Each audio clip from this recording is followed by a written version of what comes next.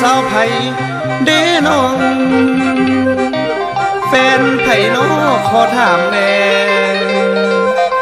งามถึกใจแท้ละน้องอยากจองไว้แม่นเฮ็ดแนวหลายคนแซวเหลียวเบิ่งน้องคนในงานเขาเอิ้นใส่บาดหัวใจคนโอนตน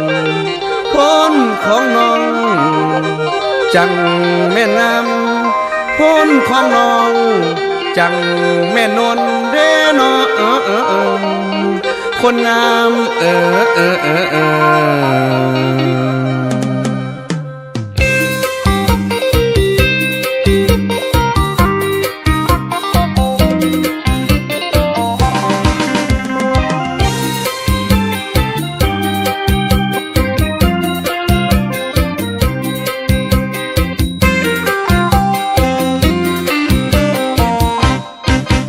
หัวใจของไอ้นั้นแทบหล่น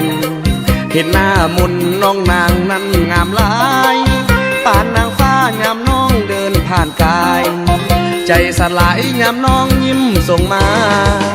มีแฟนแล้วหรือนางน้องยังโสดไอ้ขอโทษห้ามใจไว้บ่ทันไอ้อดกันความฮักไว้บ่อยู่ไอ้อยากรู้ว่าผัวนางมีบ่คือผู้งามกระโดดแฟนเจ้าแม่นไผขอนางไก่เคียงคู่จูจีคือสิมีความสุขในนางเฮียงเคียงนองสายตาจ้องสองตานางยิ้มใส่บาดหัวใจบักอายที่ตายย้อนแม่อีนางเป็นแม่ห้างก็ตามสร้างบ่ถือสาสิเอาเป็นพันยามาอยู่เฮียงเคียงสอนยามนอนไอ้นั้นจะกอมจะถนอมน้องนางให้สบาย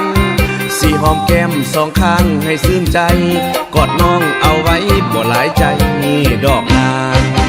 คิงบางน้องนางหอมหวนเนื้อนวลสิอบไว้ทั้งคืนถึงยามนอนบ่ต้องห่วงควรยืนเดิกดื่นสิกล่อมน้องให้หลับตาคำเอ่ยลาให้สมปรารถนาของอ้ายเด้ออุ่นเจ้าผู้งามจุนพูนเป็นแฟนอ้ายสิแต่เอาฮักแต่เจ้าสาวขึ้นไม่ไฟแห้งใส่สุดแดงเอวลอ